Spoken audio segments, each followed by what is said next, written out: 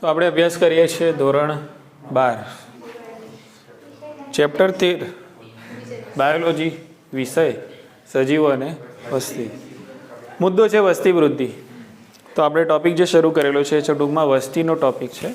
એમાં આપણે વસ્તીની વ્યાખ્યા જોઈ છેલ્લા લેક્ચરમાં, વસ્તીની લાક્ષણિકતાનો અભ્યાસ કર્યો. તો એવી જ એક લાક્ષણિકતા વસ્તીમાં જે જોવા મળે છે એને થોડું ડિટેલમાં ખેંચીને સમજવાનું છે, જેનું નામ છે વસ્તી વૃદ્ધિ. બરાબર, પોપ્યુલેશન ગ્રોથ આપણે એને કહીએ છીએ. તો સવાલો પૂછતા જઈશું, જવાબ મળતા જશે. હું તમને એમ કહું કે ભાઈ કોઈ પણ એકમ સમયે બરાબર છે દરેક મતલબ વસ્તીની જે વૃદ્ધિ છે અથવા તો વસ્તીનું જે કદ છે એ હંમેશા સ્થાયી જ રહે છે. સાચી વાત છે કે બદલાતું રહે? બદલાતું રહે ને. વસ્તીનું કદ જે છે એ બદલાતું રહે છે. એટલે મુદ્દો અહીંયા એ બને છે કે ભાઈ વસ્તીનું જે કદ છે એ કોઈ સ્થિર માપદંડ નથી, કોઈ સ્થાયી માપદંડ છે નહીં. બરાબર, વસ્તીનું કદ બદલાતું રહે છે, બદલાતું રહે છે, સ્થિર માપદંડ નથી. વસ્તીનું જે કદ છે એ સ્થિર માપદંડ નથી. કે તો આપણને એક પ્રશ્નનો આ જવાબ મળી ગયો. વસ્તીનું કદ છે સતત બદલાયા કરતું રહેતું છે, વસ્તીનું કદ છે નિયમિત રહેતું નથી, સ્થિર રહેતું નથી. કદની સંખ્યા મતલબ કદમાં વધારો ઘટાડો થતો રહે છે. પછી બીજો પ્રશ્ન એમાંથી પૂછીએ, કેમ આવું થાય છે? બરાબર ને, કે ભાઈ કેમ વસ્તીનું કદ સતત બદલાયા કરે છે? કે ભાઈ અમુક ઘણી જગ્યાએ ઓછું થતું હોય છે, અમુક જાતિઓની અંદર વસ્તીનું કદ ઘટી જતું હોય છે. બરાબર, આવું કેમ થાય છે? તો આપણને એના 4 કારણો મળે છે, જે સરસ મજાના 4 કારણો આપણી બુકમાં પણ એક આકૃતિના સ્વરૂપમાં, ચાર્ટના સ્વરૂપમાં આપેલા છે. તો એક છે જન્મ દર. એક શું છે? સવાલો પૂછતા જઈશું, આપણને જવાબો મળતા જશે.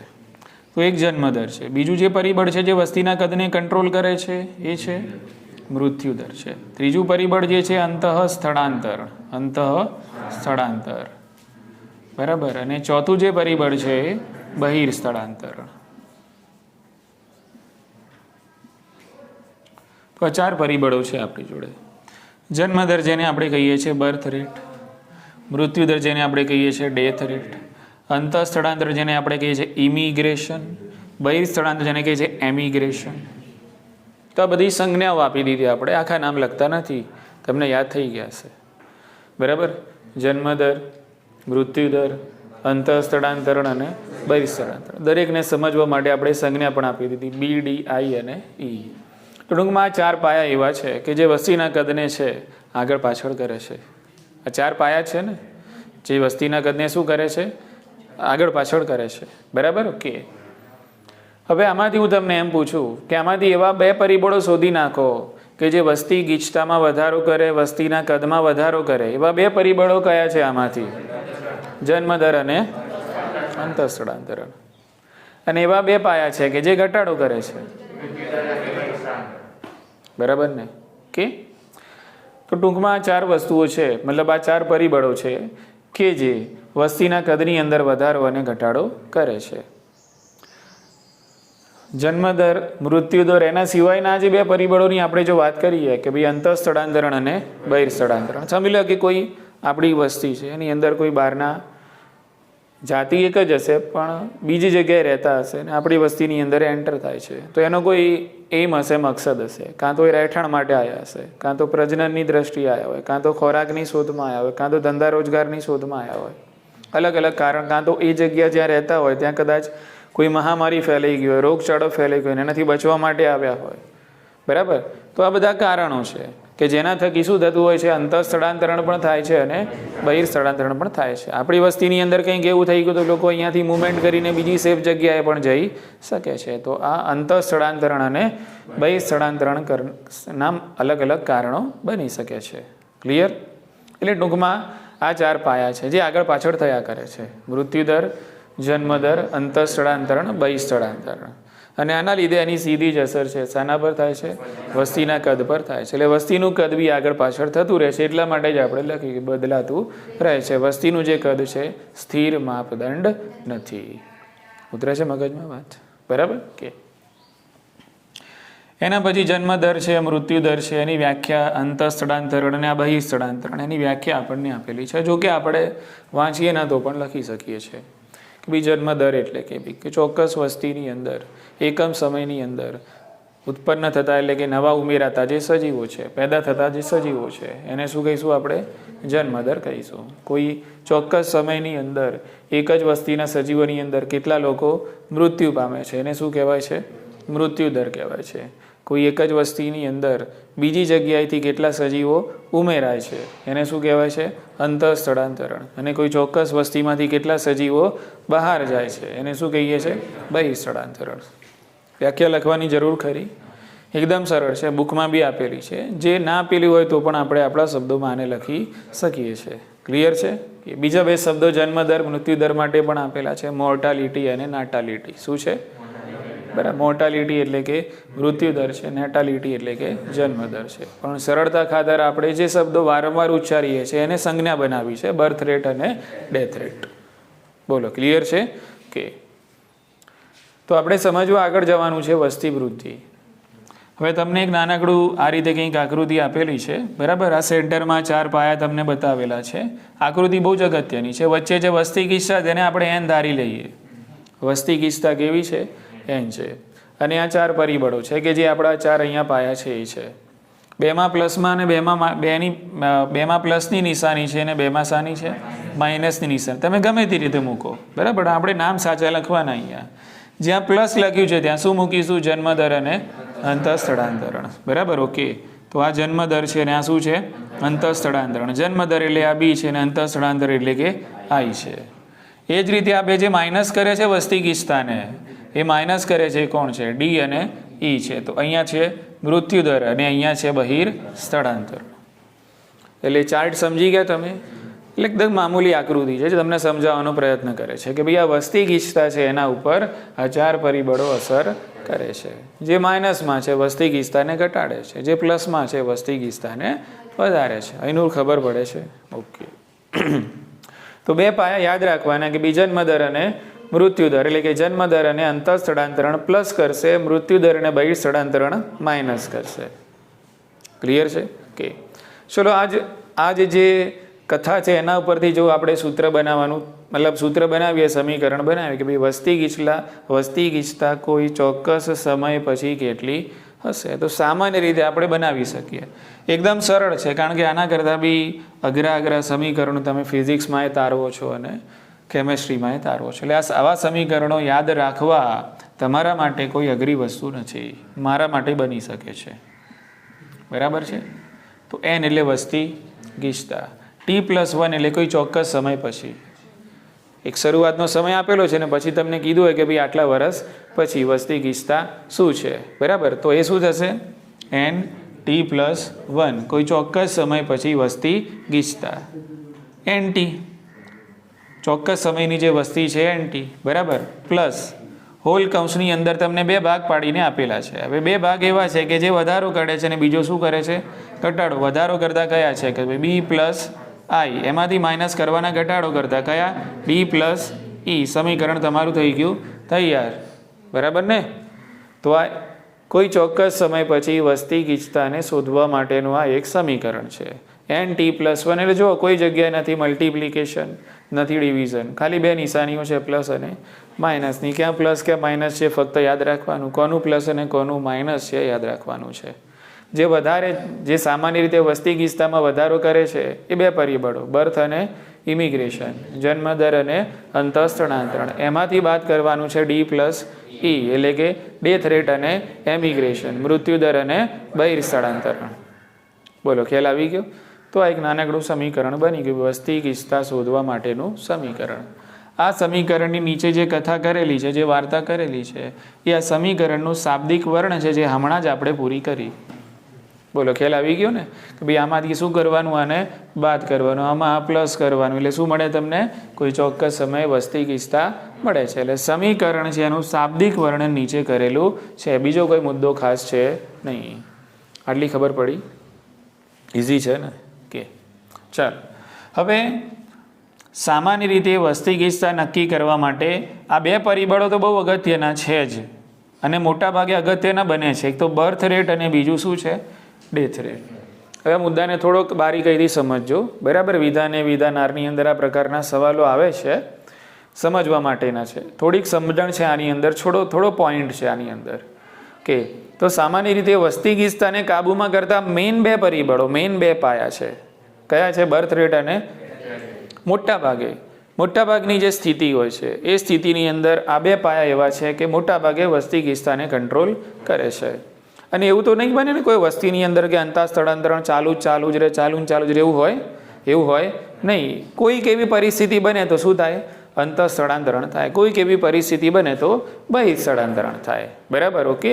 એટલે સામાન્ય સ્થિતિમાં યુઝ્યુઅલી મોટાભાગે વસ્તી ગીચતાના બે મુખ્ય પાયા છે, બે મુખ્ય પરિબળો કે જે એને કંટ્રોલ કરે છે એ આ બે છે, બર્થ રેટ અને ડેથ રેટ, મૃત્યુ દર અને જન્મ દર. ઓકે. તો પછી આ જે બે છે કયા? ઇમિગ્રેશન અને શું છે? એમિગ્રેશન. એટલે અંતર સ્થળાંતરણ અને બહિર સ્થળાંતર. એ ક્યારે મહત્વના બને છે? તો આ બંને પરિબળો ત્યારે જ મહત્વના બને છે જ્યારે એકદમ જ નવો વસવાટ અને નવા વસવાટની અંદર એકદમ નવા સજીવો છે અસ્તિત્વમાં આવે છે. કોઈ વસવાટ એકદમ નવો છે, નવી સોસાયટી બને છે, સોસાયટીમાંથી થોડા લોકો જન્મ લેશે આમ કરી. મુદ્દો સમજાયો? પહેલા અંતર સ્થળાંતરણ થશે ને, એટલે એ વખતે વસ્તીનું કદ મેન શાના ઉપર ડિપેન્ડ કરશે? અંતર સ્થળાંતરણ પણ કરશે. ઉતરે છે મગજમાં વાત? ખ્યાલ આવી ગયો ને? ઓકે. તો કોઈ જ્યારે શું હોય છે? નવી જ વસાહત હોય છે, તો એ વખતે વસ્તીનું જે કદ છે એના માટેનું મુખ્ય પરિબળ શું થઈ જાય છે? અંતર સ્થળાંતરણ થઈ જાય છે. વસ્તી એકવાર ભેગી થાય, બરાબર, પછી બર્થ ને ડેથની વાત થાય ને, સીધી ડાયરેક્ટ વસવાટમાંથી તો નીકળે નહીં. એટલે એ વખતે આ બી અને ડી વસ્તીના કદ માટે મુખ્ય પરિબળ કહેવાય નહીં. તો જો નવો વસવાટ હોય તો એ વખતે અંતર સ્થળાંતરણ અને બહિર સ્થળાંતરણ છે, સામાન્ય રીતે કોણ? અંતર સ્થળાંતરણ છે મુખ્ય પરિબળ બને છે. ઉતરી ગઈ ને મગજમાં વાત? મુદ્દો શું કહેવા માંગે છે? ઓકે. ચાલો હવે સીધા આપણે વૃદ્ધિ પર જઈએ છીએ. તો વૃદ્ધિ, વસ્તીની જે વૃદ્ધિ છે, બે ઓપ્શન છે, બે મોડલ છે. બરાબર? ઓકે. તો એક જે મોડેલ છે એને આપણે કહીએ છીએ ચરઘાતાંકીય વૃદ્ધિ. એક મોડેલ છે એને શું કહીશું આપણે? ચરઘાતાંકીય વૃદ્ધિ. બે ઓપ્શન, બે મોડલ, બે વાતો, બે ગ્રાફ, બે સમીકરણ તો જો કે ઢગલા બંધ આવશે. બરાબર? ઓકે. ચરઘાતાંકીય વૃદ્ધિ અને જે બીજી વૃદ્ધિ આપણને વસ્તીની અંદર જોવા મળે છે એને આપણે કહીએ છીએ સંભાવ્ય વૃદ્ધિ. કઈ વૃદ્ધિ છે આ? આને આપણે કહીશું સંભાવ્ય વૃદ્ધિ. એટલે ટૂંકમાં વસ્તીની અંદર આપણને બે પ્રકારે વૃદ્ધિ જોવા મળે છે, પણ પ્રેક્ટિકલી જો જોવા જઈએ, પ્રકૃતિની દ્રષ્ટિએ જો જોવા જઈએ તો વધારે સારામાં સારું મોડેલ વૃદ્ધિ માટે જે આપણને પ્રકૃતિમાં જોવા મળે છે એ છે કયું? સંભાવ્ય વૃદ્ધિ. સજીવોની અંદર વૃદ્ધિ આ પ્રમાણે જોવા મળે છે, સંભાવ્ય વૃદ્ધિના મોડેલ પ્રમાણે જોવા મળે છે. ચરઘાતાંકીય વૃદ્ધિ એક વખતે સમજવા માટે આઈએમપી છે, પણ પ્રકૃતિમાં પ્રેક્ટિકલી આ મોડેલ પોસિબલ નથી. બરાબર? ઓકે. હવે વસ્તુ સમજો. આપણે પહેલા સમજી લઈએ શું ચરઘાતાંકીય વૃદ્ધિ છે એને સમજી લઈએ. બરાબર? ખૂબ ઓછા સમયમાં વધુ સારી સમજણ મેળવી લઈએ અને મુદ્દો બહુ જ મોટો છે, શોર્ટ ટાઈમમાં પૂરો કરીએ. બરાબર ને? એને એવું પણ નહીં કે વેટ, બરાબર, બાકી મુદ્દો મગજમાં બેસશે, પણ બહુ જ ઓછા સમયની અંદર વધુ સમજણ લઈ લઈશું આપણે. ચલો સમજીએ હવે ચરઘાતાંકીય વૃદ્ધિ એટલે શું. બે ઓપ્શન આપીએ બે બાજુ. અહીંયા આપણે એક ઓપ્શન આપીએ અમર્યાદિત સ્ત્રોત. અહીંયા આપણે કયો ઓપ્શન આપ્યો? અમર્યાદિત સ્ત્રોત. અને આને ઓપ્શન આપ્યો આપણે મર્યાદિત સ્ત્રોત. મર્યાદિત સ્ત્રોત. ઓકે. તો ચરઘાતાંકીય વૃદ્ધિ તમને ત્યાં જ જોવા મળશે જ્યાં તમે એવું ધારીને બેઠા છો કે ત્યાં વસતા જે સજીવો છે એમના માટે નિવાસસ્થાન અપૂરતા છે. નિવાસસ્થાન કેવા છે? નિવાસસ્થાનની કોઈ દિવસ કમી થવાની નથી. સંસાધનો પણ કેવા છે? અનલિમિટેડ છે, કોઈ લિમિટ છે નહીં. સ્ત્રોત પણ કેવા છે? અનલિમિટેડ છે, સ્ત્રોતની કમી છે નહીં. બોલો સમજાયું? હા કે ના? લિમિટ નથી. શું છે? કોઈ લિમિટ નથી. સ્ત્રોતો બધા કેવા છે? અમર્યાદિત છે. તો આ પ્રકારના વસવાટની અંદર સજીવોની જે વૃદ્ધિ થશે એ આ મોડેલ પ્રમાણે થવાની. અને આ જે વૃદ્ધિ છે એને શું કહીએ છીએ આપણે? ચરઘાતાંકીય વૃદ્ધિ તરીકે ઓળખવામાં આવે છે. સામાન્ય રીતે ચરઘાતાંકીય વૃદ્ધિનું એક ઉદાહરણ તમને પૂરું પાડું. સમજી લો કે આ પ્રયોગશાળાની અંદર આ પેટ્રી ડીશ છે. પેટ્રી ડીશની અંદર આપણે ભરેલું છે સંવર્ધન માધ્યમ અને સંવર્ધન માધ્યમની અંદર આપણે બેક્ટેરિયાનો ઉછેર કરી રહ્યા છીએ અને જ્યાં સુધી આ સંવર્ધન માધ્યમની અંદર પોષક દ્રવ્યો ઉમેરતા જશું ત્યાં સુધી બેક્ટેરિયાની વૃદ્ધિ થતી જશે વૃદ્ધિ અટકવાની છે નહીં. બેક્ટેરિયા 2 ના 4 4 ના 8 અને પછી કરોડોની સંખ્યા પહોંચી જશે. સતત વૃદ્ધિ થતી રહેશે, સતત વૃદ્ધિ. પણ અહીંયા આપણે શરત મૂકી, સ્ત્રોત કેવા છે તો એની કોઈ દિવસ વૃદ્ધિ અટકવાની નથી, એની વૃદ્ધિ છે અમર્યાદિત રીતે થતી જ રહેશે. બોલો, ખ્યાલ આવી ગયો? ઓકે. એટલે 1 ના 2 2 ના 4 આ રીતે થશે, 4 ના 8 8 ના 16 આ રીતે વૃદ્ધિ થશે. ખ્યાલ આવી ગયો? 1 ના 2 થયા, 2 ના 4 થયા, પછી સ્ત્રોત મર્યાદિત થાય તો શું થાય? 4 ના 4 રહે ને, 4 ના શું રહે? 4 રહે, 4 ના 3 થાય. પોસિબલ છે, પણ અહીંયા એવું નથી. અહીંયા ઓપ્શન આપી દીધો આપણે. સ્ત્રોત કેવા છે? હા, એટલે વૃદ્ધિ કૂદકે ને ભૂસકે ખૂબ ઓછા સમયની અંદર ખૂબ વિશાળ થઈ જશે. આ મોડલ છે એક. કઈ વૃદ્ધિનો?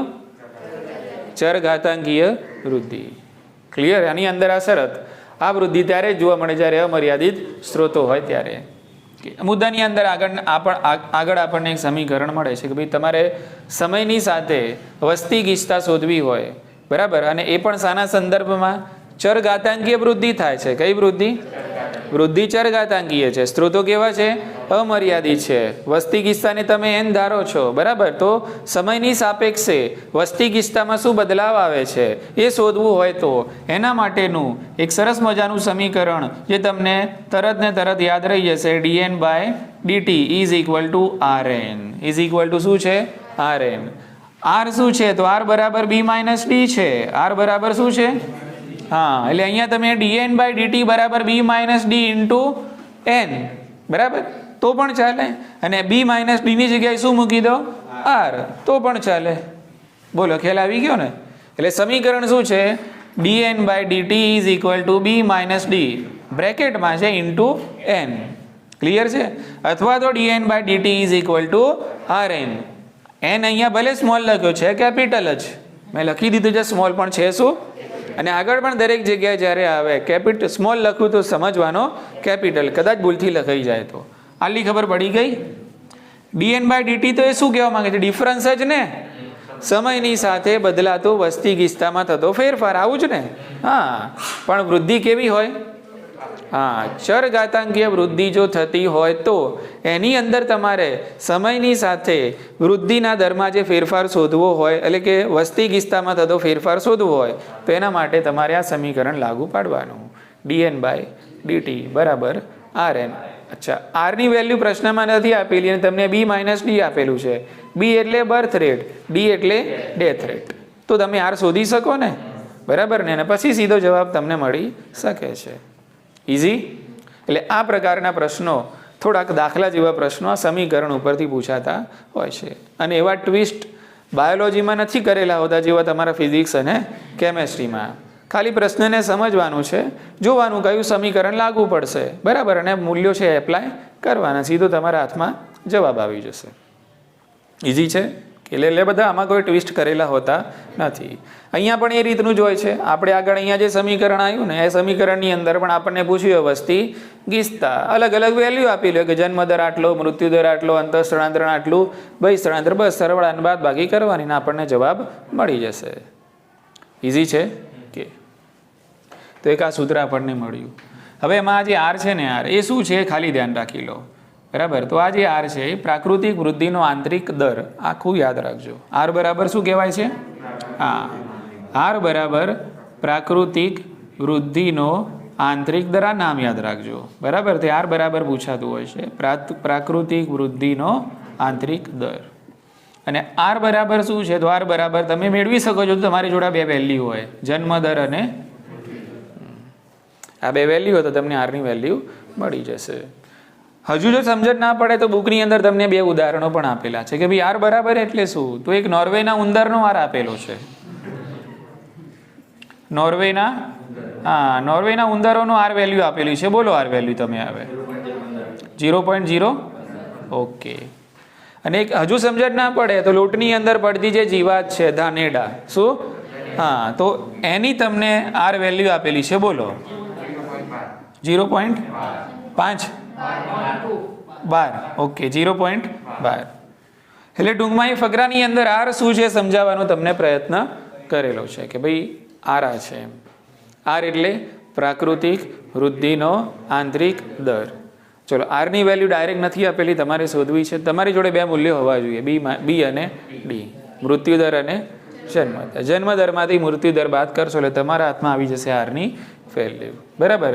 સમજવા માટે આર બરાબર નોર્વેના ઉંદરોનો આર બરાબર 0.015. લોટમાં પડતી જે જીવાત એટલે જે ધાનેડા છે એનો આર બરાબર 0.12.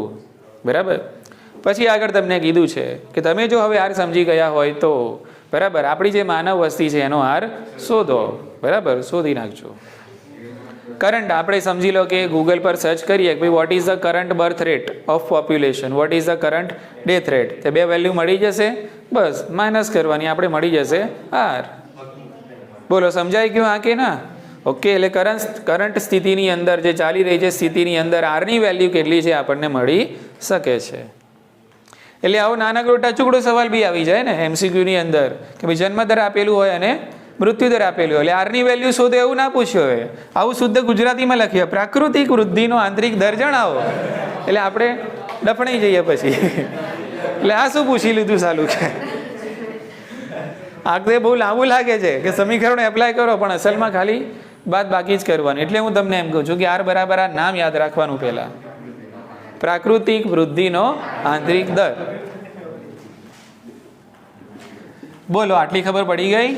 ચાલો વધી આગળ. ધ્યાન રાખો. જો આ મુદ્દા કેટલા બધા મોટા છે, બહુ જ ઓછામાં પતે છે ને, બધું સમજાય છે બધું? ઓકે, એ મેન વસ્તુ છે. ચલો આગળ વધીએ આપણે. તો હવે ચરઘાતાંકીય વૃદ્ધિ છે બરાબર. તો આના સંદર્ભમાં તમારે વસ્તી કિસ્સા શોધ્યું હતા, મૂલ્ય આપણને મળી ગયું. બરાબર. આવી જ રીતે એક બીજું સમીકરણ છે તો એ છે ચરઘાતાંકીય વૃદ્ધિનું સંકલિત સ્વરૂપ. કેવું છે આ યાદ રાખજો, ચરઘાતાંકીય વૃદ્ધિનું સંકલિત સ્વરૂપ. તો એના માટેનું એક સમીકરણ તમને અહીંયા આપેલું છે, NT is equal to N0 e raise to RT. બરાબર ને? કે તો આ જે સમીકરણ છે શું સૂચવે છે? ચરઘાતાંકીય વૃદ્ધિનું સંકલિત સ્વરૂપ. ચરઘાતાંકીય વૃદ્ધિનું સંકલિત સ્વરૂપ. તમે જે પ્રશ્ન મોકલાયો તો એનું આ સમીકરણ મેં તમને મોકલાયેલું. બરાબર. એમાં આરની વેલ્યુ આપેલી હોય, સાની આપેલી હોય, ઈની વેલ્યુ આપેલી, પણ ટૂંકમાં બધી વેલ્યુ આપેલી હોય અને કદાચ આરની ના આપેલી હોય ને આરમાં એવું કીધું હોય જન્મદર અને એટલે પછી આરની શોધી લેવાની એ વખતે અને પછી વેલ્યુ અહીંયા મૂકી દેવાની. ચરઘાતાંકીય વૃદ્ધિનું આ શું છે? સંકલિત સ્વરૂપ છે. ક્લિયર? આ એક બીજું સમીકરણ NT is equal to N0 e raise to RT. NT શોધવાનું છે કે ભાઈ આ ચોક્કસ સમય વસ્તી ગીચતા કેટલી છે. N0 શરૂઆતના સમયની અંદર 0 સમય વસ્તી ગીચતા. આ બધામાં તમે માસ્ટર છો. બરાબર. ઓકે. E શું છે? તો પ્રાકૃતિક લઘુગુણકનો આધાર છે. એની કઈ વેલ્યુ તમને 2.7 સમથિંગ આપેલી છે, એ તમારે યાદ રાખવાની છે. ને ઘણીવાર આટલી નાની વેલ્યુ પણ પૂછાઈ જાય છે. ઈની વેલ્યુ જણાવો એવું ના પૂછ્યું. શું પૂછ્યું? પ્રાકૃતિક લઘુગુણકના આધારનું મૂલ્ય જણાવો. બરાબર. એટલે આપણે મૂલ્ય જણાવી દઈએ. 2.7 સમથિંગ છે, યાદ રાખી લેવાનું. આર એટલે ખબર પડી ગઈ, પ્રાકૃતિક વૃદ્ધિનો આંતરિક દર, ને ટી એટલે તો આપણો સમય. ઈઝી છે. તે બધું અહીંયા ચિત્ર તો નથી, ચાલશે? ઓકે. ચલો હવે ગ્રાફની વાત કરી લઈએ. સરસ મજાનું બાજુમાં ગ્રાફ આપેલું છે. આપણે કયો મુદ્દો ચાલે છે ધ્યાનમાં રાખજો. હા, હજી અહીંયા આપણે પ્રવેશ કર્યો, ભલે લખાય છે અહીંયા પણ આપણે આ ચાલે છે કયો મુદ્દો? હા, ચરઘાતાંકીય વૃદ્ધિ. આ તો ખાલી એમને લખ્યું આપણે. ચલો અહીંયા શરૂ કરીએ ગ્રાફ. તો આપણે હવે વસ્તી ગીચતા અને સમયની દ્રષ્ટિએ આલેખ દોરીએ છીએ. કોના વિરુદ્ધમાં? વસ્તી ગીચતા અને સમયની દ્રષ્ટિએ આલેખ દોરીએ છીએ. અને આપણે એવું માનીએ છીએ કે સ્ત્રોતો કેવા છે? અમર્યાદિત છે. ને કઈ વૃદ્ધિ થઈ રહી છે? ચરઘાતાંકીય વૃદ્ધિ થઈ રહી છે. તો તમે જ્યારે આલેખ દોરશો તો તમને જે શેપનો મળશે. કયો શેપ? શરૂઆતમાં ધીમી વૃદ્ધિ, પછી તો વૃદ્ધિ અટકવાની છે ને વૃદ્ધિ વધે જ જશે અને તમને જે વક્ર મળશે. કયો વક્ર? હા, એટલે આ જે છે તમને કઈ વૃદ્ધિ સૂચવે છે? dN/dt બરાબર RN સૂચવે છે. એટલે જો સ્ત્રોતો મર્યાદિત હોય તો સજીવોની વૃદ્ધિનો વક્ર જે આકારનો મળે છે. જો ચરઘાતાંકીય વૃદ્ધિ થતી હોય તો વસ્તી ગીચતા અને સમયનો આલેખ ડ્રો કરીએ તો આપણને એનો આકાર કેવો મળશે? જે આકારનો મળે છે. અલગ અલગ શબ્દોથી પૂછી શકાય કે અમર્યાદિત સ્ત્રોતો હોય તો કેવો આકાર, ચર ઘાતાંકીય વૃદ્ધિ હોય તો કેવો આકાર? તો બધાની અંદર એક જ જવાબ આવશે. કયો આકાર? જે આકાર મળે છે. બરાબર. ચર ઘાતાંકીય વૃદ્ધિ હોય તો એનો વસ્તી સમયની બદલાતા સમયની સાથે વસ્તી ગીચતા શોધવી હોય તો dn/dt બરાબર rn થશે. ઉતરી ગઈ મગજમાં વાત? બરાબર. અચ્છા, હજુ તો તમને જો સમજણ ના પડી હોય કે ભાઈ ચર ઘાતાંકીય વૃદ્ધિ શું છે, પેલી ખબર છે કે એડવર્ટાઇઝ આવતી હતી, કોઈક મિન્ટની કંઈક કેન્ડીની એડવર્ટાઇઝ આવતી હતી, પછી પેલું કહે છે કે ये क्या है, તો પેલું એનું માથું પકડીને પાણીમાં નાખે છે, બોલ અબ પતા ચલા દુબારા મત પૂછના, એમ એવું. બરાબર. એટલે એટલું સમજાવે, એટલે એટલું વસ્તુ ફેમસ હોય છે. પેલી એક પંખાની કંઈ એડવર્ટાઇઝ છે, PSPO કંઈક પંખો આવતો હતો. બરાબર. કે હવેલ્સનો કે એની કંઈક બ્રાન્ડ હતી. એટલે પેલો પૂછે છે કે PSPO ક્યાં હે, એટલે આપણે અત્યારે કદાચ એવું પૂછી લે કે નરેન્દ્ર મોદી શું છે, તો કોઈ એમ જ કે ને કાંડો છે કે પછી આપણને મારે એમ. બરાબર. એટલે એવું પૂછી લે છે એડમાં કે PSPO ક્યાં હે, એટલે પેલો દુકાનદાર કેવું કહે છે, PSPO માલુમ નહીં મારે. બરાબર. પછી કહે છે દુબારા મત પૂછના, એમ. એટલે આ તમને એટલી બધી રીતે સમજાવે છે કે બોલ હવે ખબર પડી શું ચર ઘાતાંકીય વૃદ્ધિ. હવે પૂછતા નહીં કે ચર ઘાતાંકીય વૃદ્ધિ શું છે, એમ.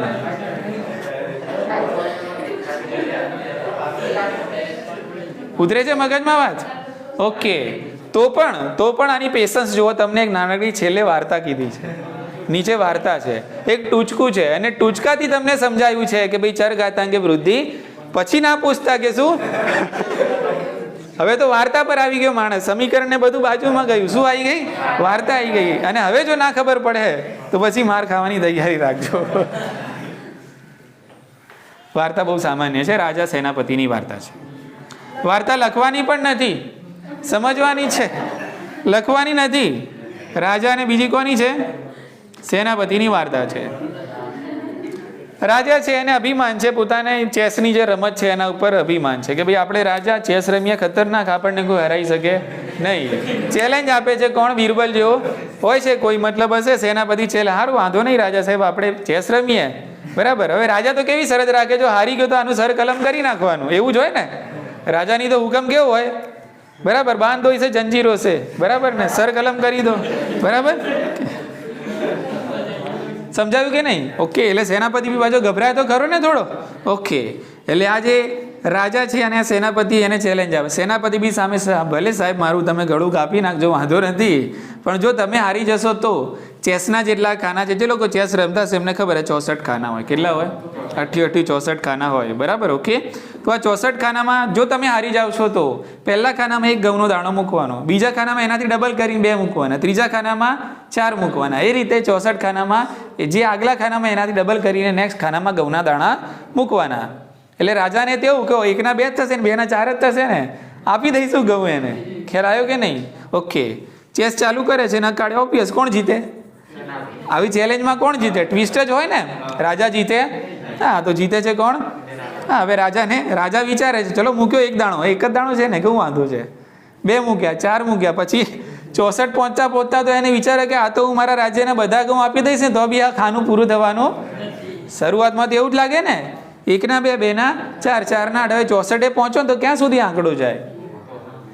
એટલે દાખલા તરીકે સમજી લો કે આપણે કોઈની ત્યાં નોકરી માંગવા ગયા ને સેલરીની વાત કરી કે સાહેબ તમારે પહેલા દિવસે 1 જ રૂપિયા આપવાનો મને, પછી બીજા દિવસે એના ડબલ કરીને, ત્રીજા દિવસે એના ડબલ કરી.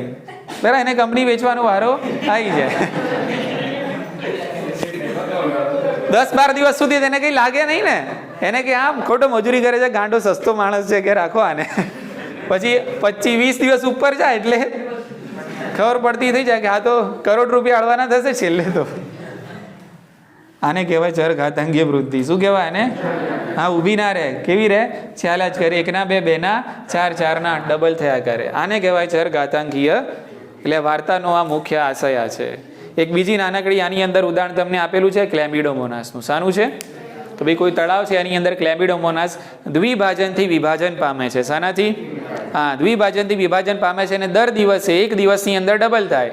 આજ છે અને આગલા દિવસે 2 થાય, એના પછીના દિવસે 2 ના 4 થાય. તો એવી રીતે એને 64 દિવસ આપવામાં આવે તો ઓબ્વિયસ છે કે ભાઈ ક્લેમિડોમોનાસની વસ્તી તળાવની અંદર લાખો સુધી પહોંચી જશે.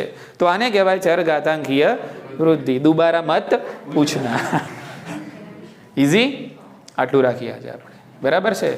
સંભાવ્ય વૃદ્ધિ છે આપણે આવતીકાલે જોઈશું.